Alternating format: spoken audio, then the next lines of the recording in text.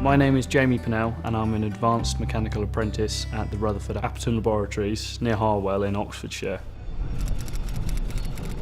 We're a government-based laboratory and currently I'm on the ISIS neutron and muon experiment. My job is to help design, manufacture, install and maintain the scientific equipment for both the scientists and the facility as a whole.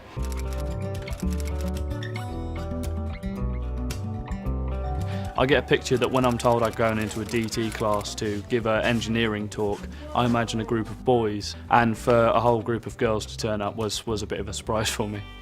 I've been asked to come in and do just a tiny little talk that's introducing some of the subjects that I talk about when I'm at work. When it comes to trying to get children interested in what you're doing, I find that the best way is to try and be relaxed about the subject, whilst, as much as it sounds kind of childish, blowing stuff up and throwing things is generally a good way to get children involved. I've seen a lot of shows where people have been throwing around paper as a particle interaction example, or they've been breaking stuff as parts of engineering, and it's really something that kids can enjoy, that things that make bang, things that they can really get involved with, that makes them learn. We take something like concrete, and as you can see it's all cracked, so it's very, very strong, but if you stress it too much and try and bend it, it will crack. So what we've done is we've added something that bends, something that compresses, that you can pull. Steel. The group is a textiles enrichment group, and we're learning about the properties of textiles, which actually very usefully brings us on to Jamie's activity and how the properties of certain materials will lend themselves to certain jobs.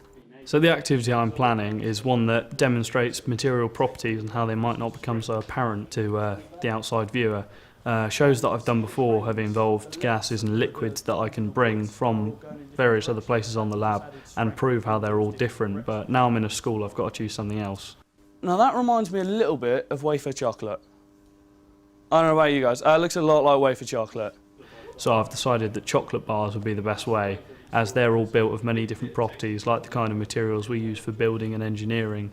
So you've got all the ingredients in it that make it more of a composite material to give it all sorts of different taste properties is what they go for, but I'm looking at the mechanical properties, how I can break it, set fire to it, crush it, things like that. I find when I'm working at the labs that I do have a whole heap of resources at my disposal. I get on well with a lot of people on site, so I've got pretty much everything that I'm allowed to use with the students at my disposal. So when it comes to leaving and going to a school, I find that my resources are much more limited, but it's so easy to find the science and the engineering in everyday life. So you can take something that seems so simple and put an idea behind it that you wouldn't usually think about, such as building a bridge out of chocolate. What I want you to do, I want you to put some weights on it until it breaks. I've never been given a full class to myself before. I've been given an auditorium full of students, but I've never had to try and involve everyone and try and get them all thinking at the same time, whilst having a demonstration, whilst having a PowerPoint, whilst trying to load up a graph. So hopefully it'll teach them something, and myself.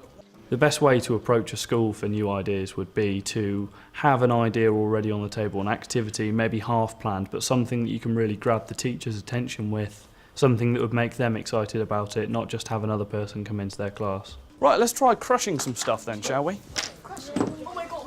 Oh, now somebody wants to crush something.